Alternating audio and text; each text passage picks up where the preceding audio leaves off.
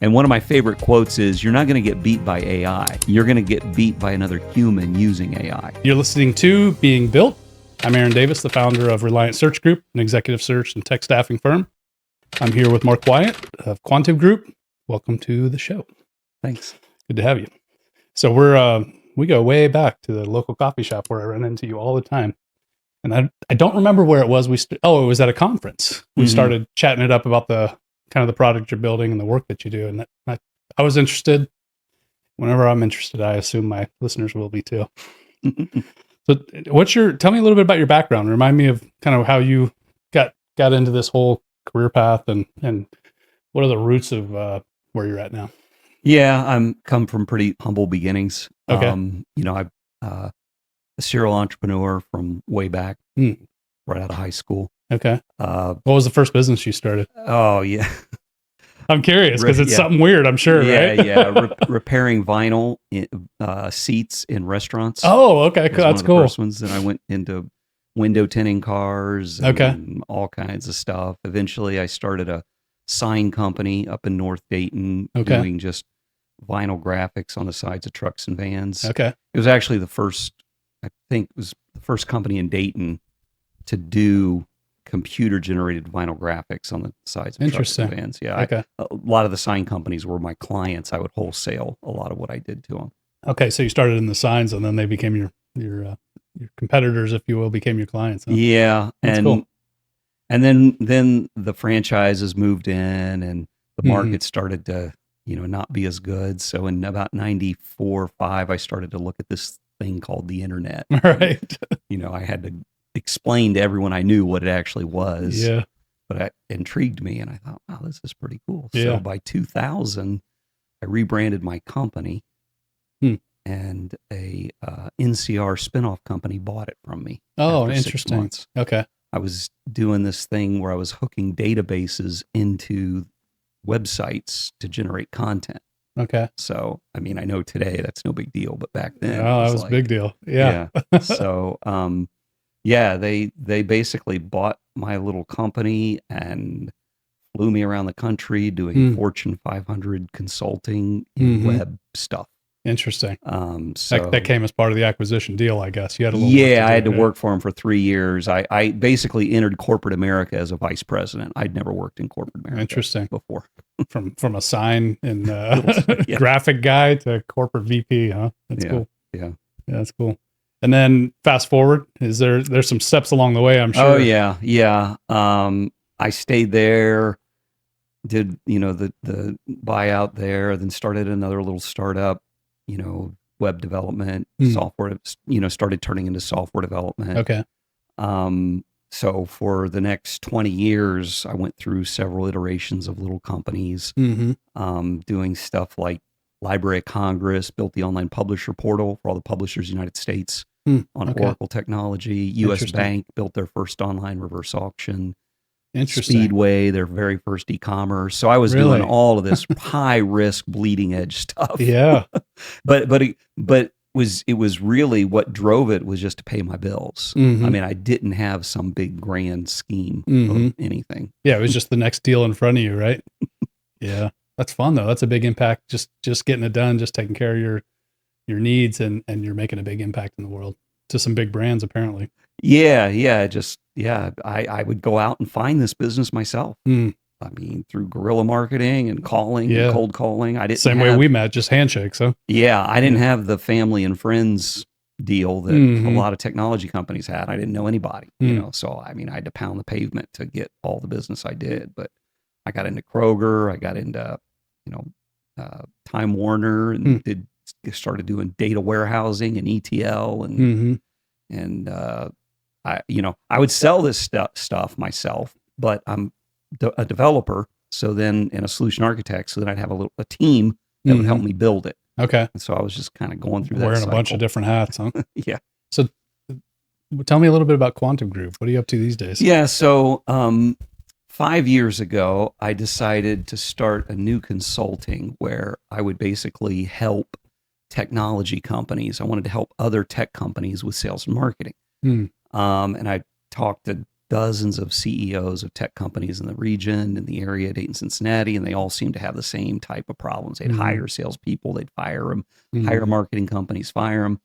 And I didn't really want to do that traditional consulting that way. I wanted to do something different that was more process driven and with data analytics. So what I did, my idea was to take Agile, which a lot of tech companies know is, the way we build software. And I'd used it for many, many years to almost all my projects. Sure. So what I did is I took the Agile process and applied it to business development and sales and marketing. Okay. To turn it into a process that's repeatable, definable, and improvable with data analytics. So for 5 years now, I've got an international team of about 10 people. We've helped dozens of tech companies in the US and Europe and India. And that's what we do. We use Agile for new client acquisition and market discovery. Nice. Okay. And you're serving primarily or exclusively technology services companies or product companies or both? Both, okay. Yeah. We've veered out a little bit in that we have helped some managed service providers. Okay. We've had a couple of those, but my core competency is solution selling technology. So the offering is really built around that. Yeah. So we tend to go after and have clients that are in any type of technology solution types of either products, services, or a blend of both. What's the typical engagement look like for you? Like, is it you deliver a project, or is it kind of an ongoing relationship, or how's a typical customer relationship work? Yeah, what I've found, what we do first to engage is a 1 hour complimentary business development strategy session. Okay. Where we want to just talk about everything that they have been doing to acquire new clients, sales, marketing, SEO, whatever. And then show them the Agile process. And this is all based on outbound. So it's all what we call personal outreach as opposed to cold outreach. Yeah, you're sharing those tricks that you use to get into Speedway US Bank. Bingo. So it's all based on a lot of that stuff that I'd been doing, but putting Agile on it. So we do that. I give them a proposal, and really what we're looking at is a 90-day pilot for them to, and it is a program and a service. We don't really look at it as a project. So our clients, many times will stay for years with us. And we're a little bit of like what I would consider a BPO. So it's kind of a little bit of a business process outsource to do this activity, but do it with some, we didn't develop any software. I always say I've done enough of that for my life. Right. We use the best of the SaaS that's out there. And then my team is experts in it and integrating it and using it. And, we really have 3 key performance indicators. Okay. Meaningful meetings that lead to a proposal, that lead to a close. So we're really indifferent to the technology or the method. We're really wanting to drive results based on those KPI. How much of those KPIs is dependent on being able to qualify your outreach? Right? I mean, I'm assuming just the people you decide to reach out to and how you decide to reach out to them is the most important part of that, right? Right. Yes. And I've met with on Zoom over 700 technology companies. Wow. In the past 5 years, maybe reaching 1,000. So you're drinking your own Kool-Aid, right? So, drinking your own medicine, right? Right. Yeah, we absolutely I eat my own dog food. Yeah. That's the saying I was looking for. Yeah. The team that, maybe you can picture that. You're taking your own dog food, I don't know drinking where that your came from. Yum, yum, yum. I did try dog food when I was a kid. You know what? All of us have humble beginnings, but some of them are more humble, right? Yeah, right. It was not a necessity. I wasn't hungry. I'm like, what's that taste like? But back to the metaphor, you do use your use your own processes. Yeah. Good. So the team that I have, most of them have been with me from the beginning, and I'm in primarily a sales role for the company, and they pretty much run. They know how to do the deed, huh? Oh yeah. So what's that? Yeah. What kind of atmosphere do you try to create with your team? Like you said, they've been with you for years now. Yeah. I am whatever a micromanager is. I'm like at the other end of the spectrum of that. Do you ever find you're too loose and you're like, man, I should have been more clear. I should have been more engaged. Or yeah, but they learn from it. They're great people. I didn't coin this, but I thought I did. But anything you think you coined, just Google somebody else did it. Yeah, Google it. And it's like, in fact, even that, there's nothing new under the sun. I think somebody said that a few thousand years ago, right? Yeah, right. This idea of doing business at the speed of trust. So my team, I enabled them and trusted them a tremendous amount from the very beginning. And what that did was it allowed them to just learn. They're like, oh man, I got to figure this out. I got to learn, I give them guidance and I've trained a lot of them on agile but yeah, I really appreciate their initiative and the things they do. They're very young. Some of them are in their early 20s. Some of them this is like their first job, but I'm used to doing that. When I did Speedways e-commerce, it was with a kid out of high school. Really? Build that. Yeah. So I mean, I'm used to just You know what I have found, Mark? I hear this a lot because I'm in the hiring business, right? So, these millennials, or these boomers, or these Gen Xers, or whatever. People like to categorize these age groups as if they have these very consistent, characteristics, and it's just so. I just find it to be so lazy because it's so not consistently true at all. There might be a couple of things that are more likely to, you might more likely to run into these behaviors with the boomer than with the Gen Xer, or vice versa, but it's just so lazy to just, to describe a whole category of people based on. I have had great success. Same story with high school kids. I used to do some real estate, flipped houses, and it was my sons. I had two boys in high school, and their friends did most of the labor. And some of them I had to show them how to use a saw, and some of them were doing stuff all on their own, figuring out and doing great work. But they were great. They were super hardworking, and happy to be there with one minor exception. Right. Yeah. No, I agree completely. So people broad, they paint with a broad brush too much. Yeah. Well, and that's okay, because then we get to find these rock stars in the making. Right. It's like, yeah, no problem. We'll go find whoever it is, and yeah, absolutely. And that's been one of the things I hired. When I went to work at Digital Controls, which was the spinoff company that bought me. I hired the landscaper from across the street. Wow, that was his job, was a groundskeeper, and I don't even know how I connected with him or whatever, but he's like, I really want to get into programming. I mean, you made signs and figured out how to write code, so why couldn't you show others to do it? Yeah, right, exactly. So it's like, he had the passion. And so yeah, back to your question, what I try to do is create an environment that allows for, the team, the folks to do things they enjoy, to have a stake in it, to feel like what they're doing is going to make a difference and an impact. I love for them to interact with the clients. Of course, they're an international team, but whenever we have a kickoff, I like them all to be on the Zoom meeting. Nice. To meet. Because I want them to see, even though they may not be involved in the whole process, I want them to see it all. You've been running this organization for 5 years now.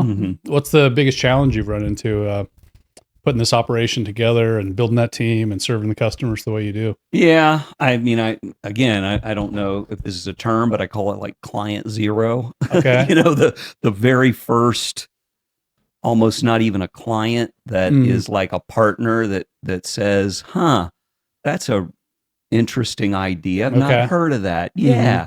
Okay. I'll hire you to help me do that.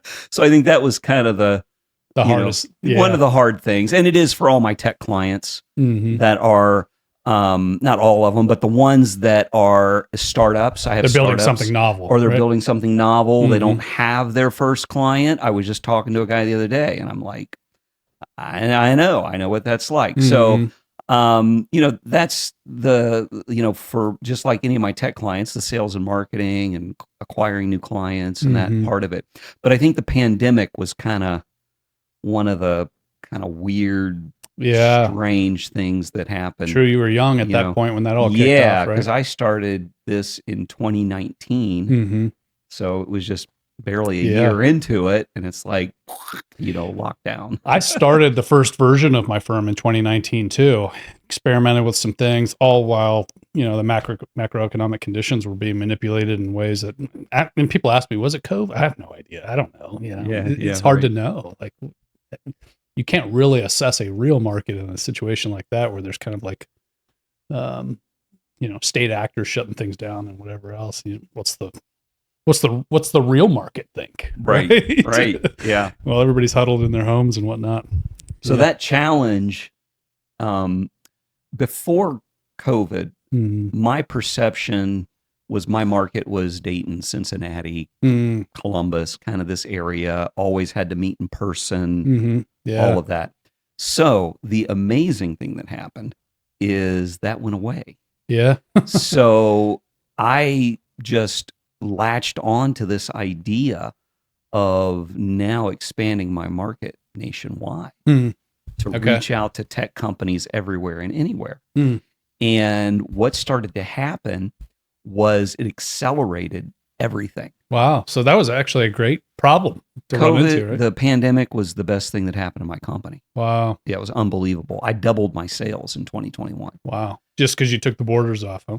I took the borders off and I had the agile machine going. So what happened was I could now do more prospect meetings in a week than what I could do in probably 2 or 3 months. Well, just because you're doing a video and doing wherever. Video. Yeah. It started to turn into speed dating almost, where they were 15-minute increments. And you know the drill when you meet in person, you got the it's a half hour drive there. You've got the time sitting around chatting for a few minutes. Just walking in, finding the room is a whole extra. Yeah. So that was all gone.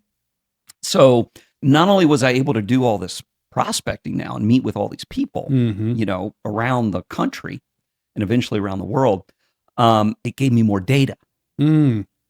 Yeah. So now my agile machine cycles are fuller and faster. That's what runs agile. Yeah. Is data, is feedback, because it's a feedback loop. Yeah. So now that I've got that going, I'm putting more data into it.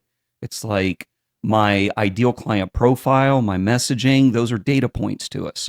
Now we're able to really start experimenting crazy with all these ICPs and all this messaging. And it's like, whoa, now I went from 2 out of 10 of my meetings being good to now it's like up to 8, 9 out of 10 of the meetings that I have. Just because you have more content to manipulate. More content, it's agile's on it. So my meeting, so instead of cloning myself like we'd all like to do when we're doing so, it's basically working way, way smarter and not having to do more meetings, but the quality of the meetings are way better. It's funny. I'll tell you a funny story. I just hired somebody, a new full-time search consultant. And, in days past, you'd be setting up their cubicle or their office or something, right? One of my primary concerns was that she had a great quality camera on day one, right? Oh, right. Yeah.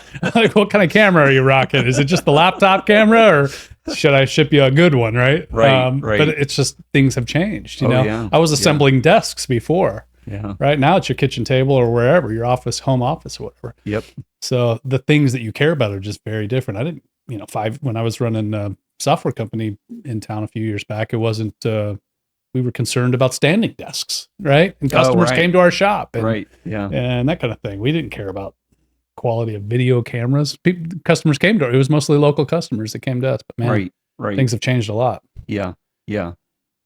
Your team's all kind of dispersed. So I don't have anyone. The only person I have in the US is my accountant. Okay. And she's just a longtime family friend. Yeah. And that's why she does my accounting. Might need a referral. I need help with that. Yeah. So what's the how do you guys get together and how do you stay connected and how do you build relationship and what's that like? I meet on Zoom with them regularly. I do have a team meeting every couple weeks. Okay. And we use a instant messaging called Telegram. And we basically create a group for each client, and then we have some of our own groups and use that quite a bit. They always like it when I'm out because I go out camping a lot. and I work remotely. Okay. And they just love it that I'm out camping and I have meetings and the forest is behind Interesting. me. Okay. And yeah. They're like, oh, they want me to You get to send tag along, photos. kind of. Yeah. What are your biggest challenges as a leader? Like I said, the opposite of micromanaging is being careful not to be too far out there and too far hands off. Making sure that I provide clear direction and goals and, that type of thing. I think, of course, the generative AI that we're all looking at and thinking about, letting them know clearly that, we definitely want to be considering that. Well, actually, we have several of our processes baked into it already. Really? Oh, yeah. Let's We dig into did that that a little last bit. year. I'm Yeah. curious. I'm curious about digging into that. Oh, yeah. I've suffered that same problem though. Before we changed gears, like just you kind of just trusting everybody to take initiative and do their own thing. Sometimes sometimes that's great because people do need that space just to feel dignified and to be able to have those aha moments when they figure something out. If you're just constantly being directive and assigning tasks, nobody ever gets to experience having an idea, trying it, it works. And you know what I mean? Like you always feel like you're just holding somebody else's bag, right? Right. Yeah. So creating that space is huge, but I have suffered at times from creating so much space that people are not clear, because there are some folks who are just, they're task oriented and they just want to crush work, and they like a little bit of clarity about what the priorities are. As opposed to, and one of the things that I've done is I've connected them to my clients.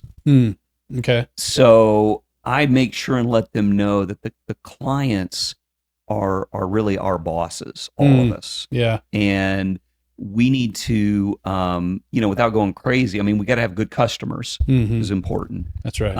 But allow them to see some of the priorities that are important to the clients. Yeah. And even bring those to my attention. So I think that has helped with, what are our goals? What's important? What do we need to do? Well, listen to the customers, and so they regularly have customer meetings to get customer feedback. Yeah, it's funny that in large organizations, there are so many little pockets where people have no interaction with customers. Yeah. It's such a detriment to the effectiveness of the whole organization to get really aligned on what the business even is. Right. I've experienced that in a couple of large enterprises I've worked for, where you're just so far removed. And you start to think that your little function in the business, and it's little. I mean, you could run the whole finance department, run the whole IT department, run the whole HR department. It's just a little function. You're not doing it to serve your company's customer. It's just a little function. It's right. It might be a strategic advantage. It might not be, but it's not the thing that we're delivering. Right. So unless you're doing that thing, building that product that customer, and even then, like if you're building a product, but you're not talking to customers who use it, there's just so much left on the table. I feel like every organization should try to figure out ways to get actual, if you're part of a big construction crew that builds yachts, you should talk to, the millionaire, his wife, right. Yeah. Like you should be talking to them about their experience. That's the way yachting, I would want to structure. Anything is to not be afraid to let your customers interact and meet. The team, and even your accountant or your HR person or whoever, somehow, in some way, at some point, being able to be informed by what that experience is like for them and why they value it and what's important to them. Yeah. Oh, you were talking about AI. That kind of intrigued me. So, that's a whole. I just barely started tinkering with it. I've made very little use of it, to be honest. And that's not true. I've done a bunch of big things with it. I don't know that I've done anything I'm confident I want to bake in, though. Right? Yeah. Like that's what I haven't. That's what I haven't done a lot of, is really baking it in. Yeah, baked it into like one little thing, I guess.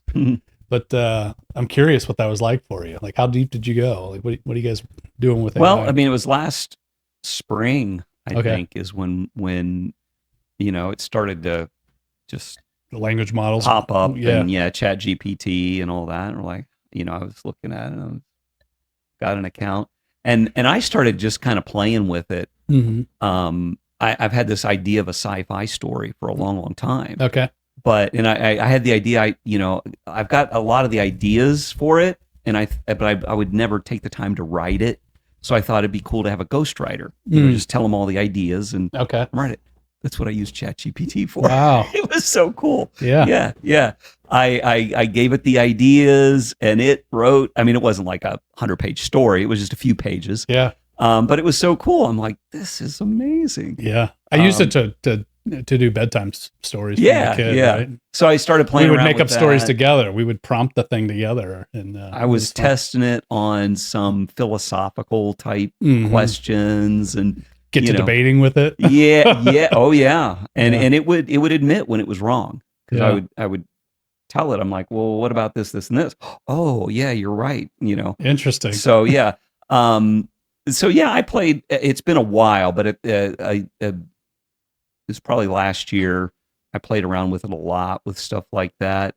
I started to, just kind of test and see what it could do with some of our Zoom meeting transcriptions. Okay. So that's the part that we started to bake in that got really interesting. Wow. Yeah. Because you could really apply that to, you talked about using kind of iterative feedback loops and Yeah. get a little more analytical on that repeated, customer interaction or outreach. Yeah, that's right. So we actually maintain a prompt library Okay. in an Excel spreadsheet. Okay. And I can tell you what we use it for if you like. Sure. So we do, like I said before, a 1-hour complimentary business development strategy session. And what we produce, and what we've been producing even before ChatGPT, was like a 10-page document that's bulleted with basically what they can do to execute on this agile process.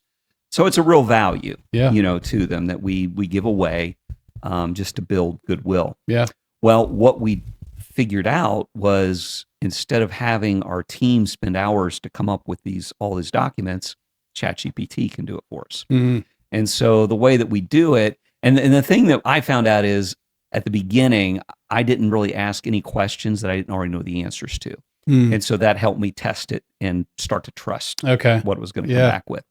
So what happens in our Zoom meetings when we're doing these 1-hour sessions is we have a little bot join called Fireflies. Oh, yeah. A lot of people have those. Familiar with and that. basically it transcribes what everybody says. Yeah. And it keeps track of all of the people talking and what they said. Okay. But it also, when ChatGPT came out, it built an API into ChatGPT that's an add-on. Okay. So it'll take that whole conversation and send it out to ChatGPT for you to query. Okay. And build prompts based on that conversation. Those conversations. Right. Interesting. Okay. So what we did was we came up with a prompt library to build our documentation just based on that conversation. So some of the things we ask it is summarize what our prospects' offering is, summarize their marketing and sales strategy, put together a bulleted list of the things that we're going to be able to accomplish using Agile. I'm curious, when you're talking with customers in those early meetings with them, because we're kind of both serving the same customers, I guess, tech leaders, innovators, people running software companies. I deal with a lot of folks like that. Not exclusively, but that's a big chunk of my network too. I'm curious what you find to be their, like, what's the most consistent, common problem or mistake they're making when it comes to business development? They're doing the same thing that's been done for 20 years. Okay. So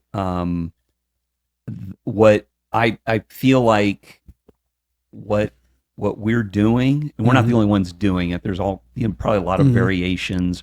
It's almost like business development 2.0 or what I would call post-pandemic. Okay. I think the pandemic, because of the nature of Zoom and virtual meetings, it's lowered the threshold of feeling like you need to be in person to close business.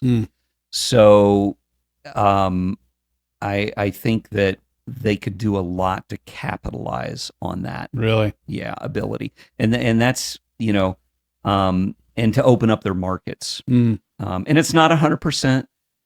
nothing's 100%. That's the most common problem, though, that people are too committed to showing up and being there in person. Yeah, there is a lot, Mm-hmm. but it's finding that percentage of the market that isn't, Yeah. and then capitalizing on that, Mm-hmm. even if it's, and I don't know what it is. Just even because if it was 5%, Mm-hmm. I mean, there's tens of thousands of ideal prospects. ideal right? prospects. You can reach with an email or a phone call or whatever, and it doesn't even need to. That's interesting because a lot of my customers come from handshakes and networking organizations and stuff like that, and incidental contact in person at various events. Right. Yep. But I guess I'm lazy when it comes to business development. I like working with my friends. You know? Should let us have a maybe I should. 1 hour complimentary. I probably should. You'd probably give me a bunch of work to do. Yeah. Right. I'd be like, oh man, I got to do this now. You tell me how much richer I could be, and I'd be like, oh no, I got to do all this we'll work do it for you. Just hire us. That's true. Maybe I should. Yeah. So just doing it the old way, huh? Like the trying to book a meeting and showing up. And the thing is, what we have found in meeting with all these tech companies is that it just doesn't work as well. I'm not saying it doesn't work at all. Right. It doesn't work as well as what it did 20 years ago when all technology was the Wild West and novel and, all this stuff. It's like the market is so global. If we thought the market was global 10 years ago, it's way more global now. The competition is just continuing to increase. The market's crowded, it's flooded. And the problem is the messaging and the marketing and like, you compete with companies that have a budget of $30,000 a month. Yeah, that's my marketing. question. Like, how could you possibly build trust with somebody when it really, so much of it comes down to marketing budget, to just, to be able to create brand impressions on somebody multiple times, like the right prospects multiple times. There's all kinds of guerrilla approaches to that, and going viral on organic media and stuff like that. There's all kinds of ways you can do it unconventionally, but the ability to really create brand impression that leads to trust is challenging because it's so cheap. The barrier is so low to make noise. I basically, that concept I've had to just throw out the window my whole life. Okay. I've never had the budget or the ability to do brand creation. Right. So I've always had to just call one-to-one people, go conversation. directly one-to-one. So that's what this whole thing is based on. Yeah, it's not marketing, it's sales. Yeah, it really, really is. It's not, trying to build brands or anything like that. It's having these one-on-one conversations and building that relationship from what I call kind of this speed dating type thing over Zoom. Let me ask you something. When you're interacting with somebody, you're a salesman to salesman, right? So like you're teaching tech leaders and other tech product and services marketers or whatever how to sell, right? How to have one-on-one conversations with their prospects and to make them productive. What's the most valuable thing for somebody doing sales, selling technology solutions or services? What's the most valuable thing for them to really create that kind of like bond or trust with the prospect? What's the secret sauce? Is there a one piece of advice that you would give folks that you see people doing wrong in sales meetings more often than anything else? Yeah, probably empathetic listening. And I was just on a meeting with a sales guy. Okay. And, he just wanted to go on and on and on about his product. I was like, oh, okay. I said, I hope I never shut up like button. that. Yeah. So I would say number one is just empathetic listening, being a really good listener, knowing what questions to ask, and then being as transparent as you possibly can. Yeah, today more than there's so much BS out there, right? Everything is a commercial, and everybody buy all the time. So like we're almost kind of like bothered by transactional behavior. Yep. So it's funny how a pitch used to be valuable if you can quickly tell them why, and these are all the reasons, and Right. confronting what would they say? I remember I was a telemarketer for like 5 minutes. I'm sorry, universe, I did that in college before everybody hated them. I began that trend that everybody hated, but that was a good one actually. But we had our objection book, and you'd flip, and then you flip the thing, and there's an answer, right? Yeah. Objection handling booklet. Yeah. That's the old school way, I guess. It's just kind of like, punch, dodge, or whatever. Yeah. And I guess what you're saying is it's really way more about provoking insights, like listening well, and then asking your customer to create content for you to listen to, right? Asking good questions so you can listen more. What we have found, kind of our secret sauce in the messaging, is getting them curious and not giving away everything you do, and having something novel. You gotta have something that is different, strange, weird, they haven't heard before. I mean, almost every one of my meetings, when I tell them I'm applying agile to business development, they almost all go, they give me this weird look. That's been going on. I'm going to for start 5 telling years. people I do executive search with peanut butter. Yeah, there you go. Like, I'm just going to lean into this weirdo thing deep. is that an acronym? PEANU. Right. Oh yeah, it's an acronym. Yeah, I feel you though. Like you have to, if there's a way that you think about things that's different, you have to figure out what that is. That's the tricky part sometimes, particularly when you're doing something that's could kind of be called a commodity, right? We develop custom software. Okay, well, so does every other software shop, and that's right? that's what kills them. We can do anything for anybody. Horrible message. So we do what I call these micro campaigns. So instead of reaching out to thousands, we reach out to hundreds or just 100 at a time, because we want to help them fail fast and fail smart and learn from what they're failing with their messaging and with who is on the other side receiving it. Wow. Okay. I like that. Thus the agile approach to it, right? Right, That's exactly. Smart. Yeah, that's so smart. it's kind of this constant improvement. That's why we got to do a 90-day pilot. If they just do 30 days, You don't get enough feedback. we don't get enough data. Yeah. And, so we encourage them to do at least 90 days. And even if it's, what they would think of as a failure, I always tell them it's like, well, okay, but you've got the data. Yeah. Now you know what doesn't work. That's right. And we don't just do one thing that doesn't work. We probably do a dozen. So now you have a dozen things, a dozen messages, a dozen markets that is not going to work. So keep at it. So that makes a lot of sense of Quantiv Group and kind of how you solve problems for tech companies. And I think there's a lot of tech companies out there, probably even in my network, who would appreciate that. We'll put a little plug in for you, because I've had people sit right there in that seat talking about their go-to-market plan, and hiring salespeople is an exhausting, terrifying thing, and it's a challenge. You got a great solution, and how do you get in conversation with the folks who will value it most, right? Yeah. That's really difficult. And today it's like going to. We had a big Christmas party here before Christmas. And at some point, when there was the most people had shown up and a lot of people hadn't migrated downstairs yet or whatever, it was so crowded in here you could barely have a conversation, right? You'd think, oh, great party, except you kind of want to have conversations, right? Right. But that's what sometimes the marketplace feels like these days. Like, oh, I want to go to find something sponsored. What is that? What are you trying to sell me? Like, there's so much noise, so much mess or whatever. Everything's so specialized. Everybody's so full of it. Yep. That it's really difficult to get your message to the right person the right way. So yeah, it makes a lot of sense. The idea of like experimenting in your pushes. A lot of those same principles are used in marketing too. Right? Yeah, like and the it's A/B testing and all that. Oh, stuff, absolutely. Right? You're doing the same thing, just in the outbound. And I tell them, Forrester, Gartner, they do their market research by conversations. So I tell them in a micro way, we're doing that as well, because one of the things with the meetings they start having, I encourage them, they rate them for us, and we look at the content of them. And when we find content that is resonating with that individual, in the way that they're talking about the pain points, we put that back into the messaging.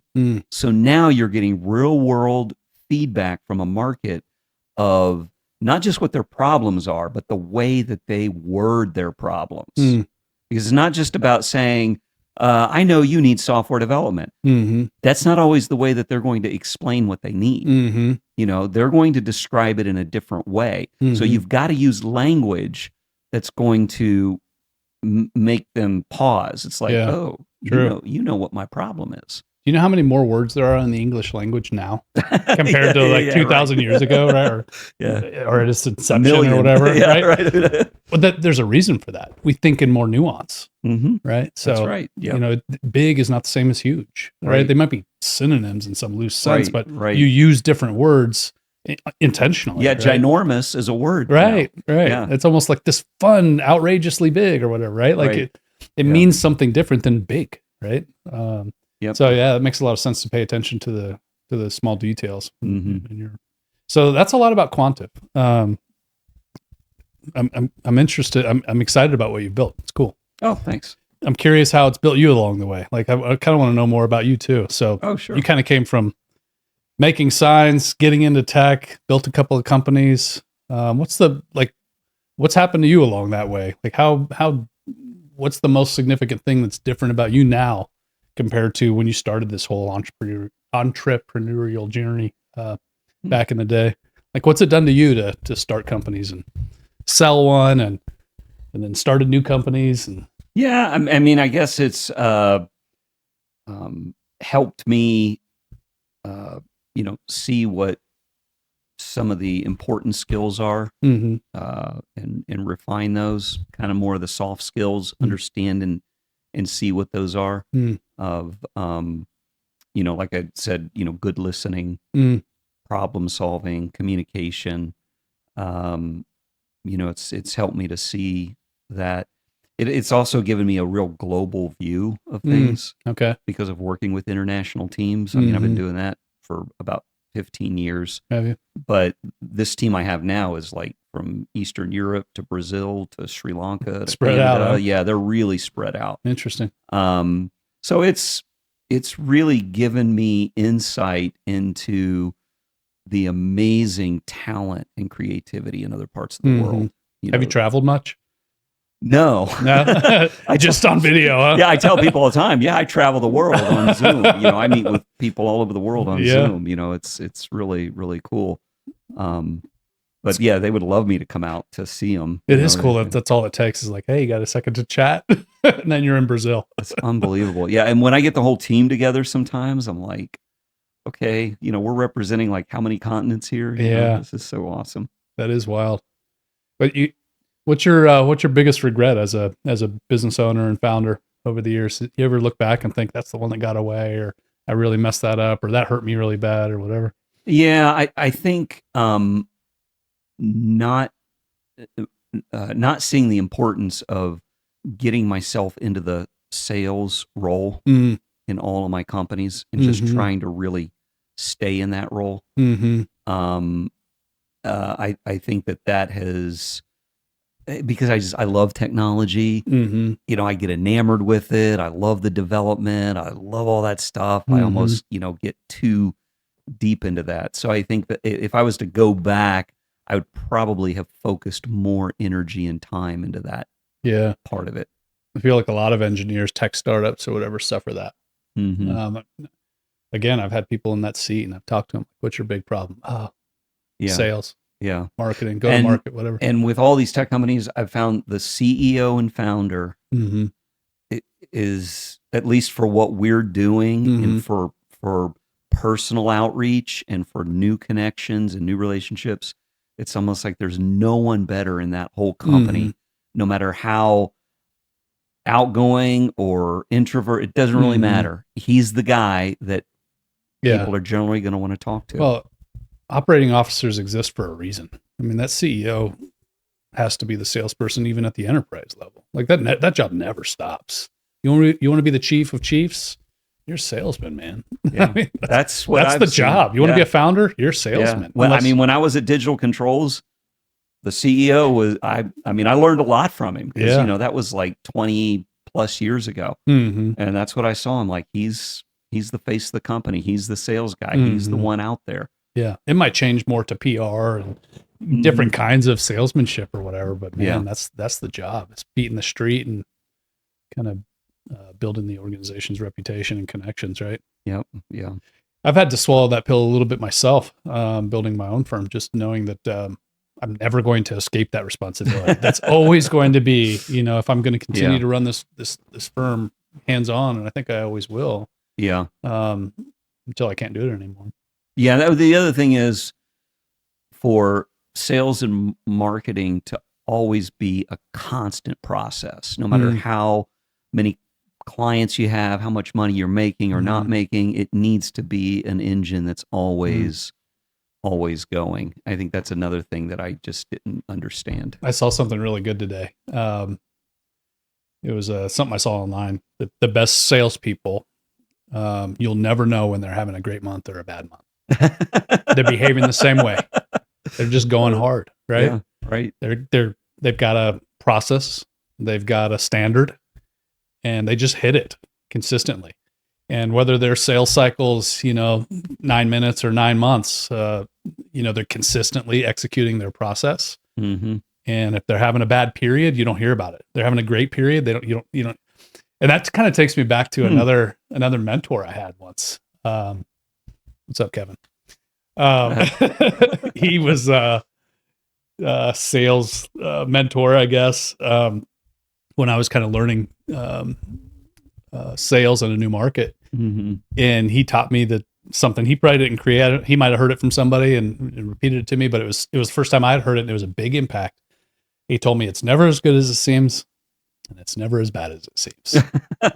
Just call customers, right? Like, and the idea is like, don't stop, celebrate, high five, and think you're done. Right. Unfortunately, life isn't that easy, man. This is not a one and done venture, right? Yeah. And do not look at your shoes and mope around with your sunken chest and think that somehow that disappointment defines your success, or it will, right? Yeah, right. Puff your chest out and hit the phones or whatever it was. Back then it was hitting the phones, but no, absolutely. Never as bad as it seems, never as good as it seems. Yeah. That's great advice. Some people have this like very resilient, and I even read something once that said that the best salespeople have, they're not the most empathetic because they're not the most sensitive to rejection. Right. So there's a empathy in terms of like being able to discern somebody's interests. That's kind of right. But they don't get crushed when somebody says no. Yeah. But honestly, it does hurt me. It wounds me. I do take it personally. like, nah, we don't, if somebody ignores your email or nah, we're good. Thanks anyway. Kind of dismissive or whatever. It wounds me. Right. Yeah. And I'm fragile, whatever. I know that's not ideal, but I can't help it, man. I take it personally. Like this is my baby. This is me. Like this company and what I do is I'm selling myself more or less, right? So it's hard not to take it personally. Yeah, it is. I mean, I agree. And I mean, sales is really more about rejection than anything. I mean, I always tell my clients, you got to kiss a lot of frogs to get a prince. Wow. I don't think I've ever heard it said exactly that way, but sales is more about rejection than anything. At least it has been for me, because I've always been in this cold outreach mode. So, in all my little startups, it was about survival. So I didn't have a choice, the thing about engineering and tech leaders, why I think sometimes struggle, is because their entire lives, they've been able to solve problems. They've been able to outsource mundane, repetitive, annoying, complex problems, right? That's what makes a good engineer, right? They're able to kind of put their finger on the problem with something.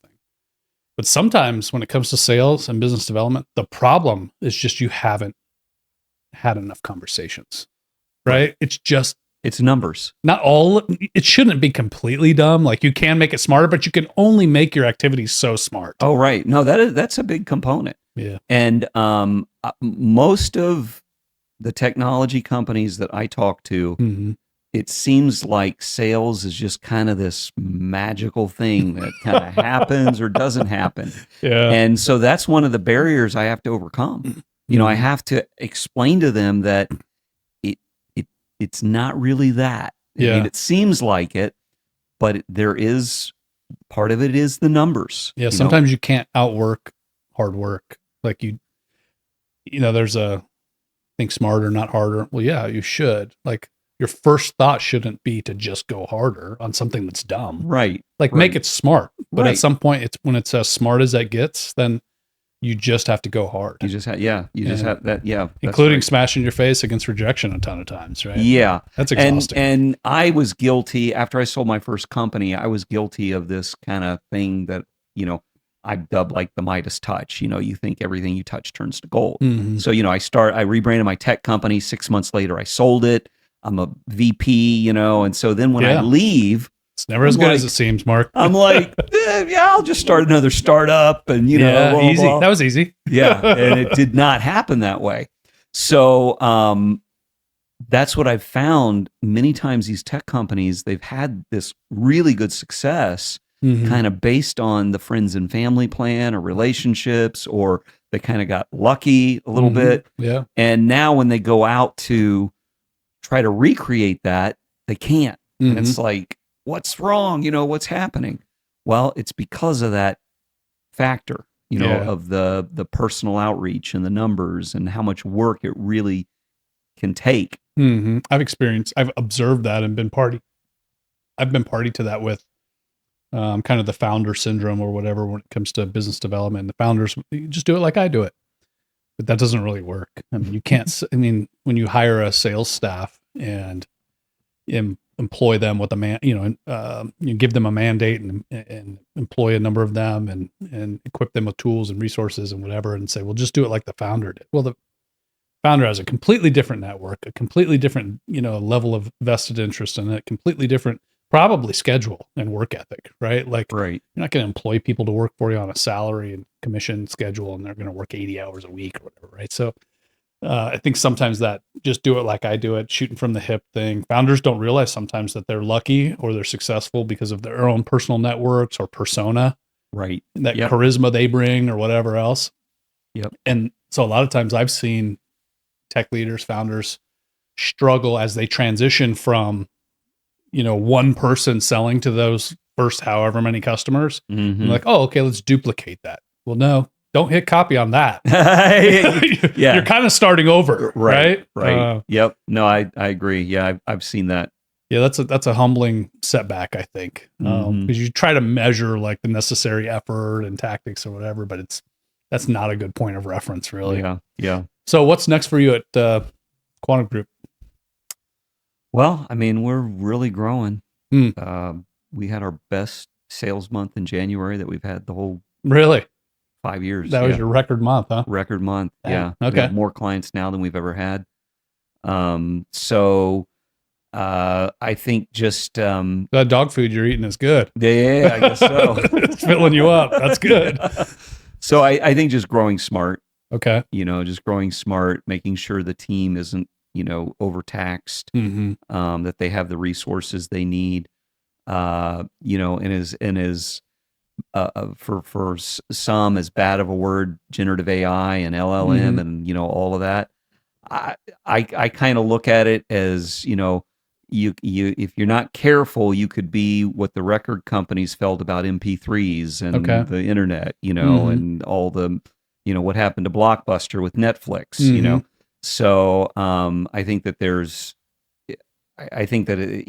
it's becoming a fact of life, and it's either understand, recognize it, figure out ways to adapt, or somebody else is going to. Yeah. And one of my favorite quotes is, "You're not going to get beat by AI. You're going to get beat by another human using AI." Yeah, that makes sense. The RoboCop, right? They got all the tools, and they've essentially become this human with it's kind of equipped with all the tools right there. Right, exactly. Right? So yeah, that's definitely on our radar. So I've set out a goal for the team to have at least 3 or 4 more of our core processes that are augmented and with different types of AI. So let me ask you one last question before we wrap it up. So when you think about, you just had your record best sales ever. So obviously you have to think about, how do I expand, right? Or because if we do this again 2-3 months in a row or whatever, right? Like something new has to happen to deliver on all that, right? Right. You can probably handle one bump, but you can't keep Right. bumping up without expanding your capability to deliver, right? So have you given any pause to, like, how much more productive could we be if we kind of expedite our utilization of AI? Mm-hmm. And should we maybe be cautious about adding more people to deliver at a rate? Right. Absolutely. And these young people, I mean, the one guy is like in his early 20s. Mhm. He is like all over this Yeah. AI. He loves, and I tell him, I say, I want you to spend 25% of your time just playing and doing research and figuring it out. So, yeah, absolutely. I mean, that's definitely one way that, we can. And again, if whether we do it or not, I know our competitors and other people are going to. So, yeah, you might as well participate. Yeah.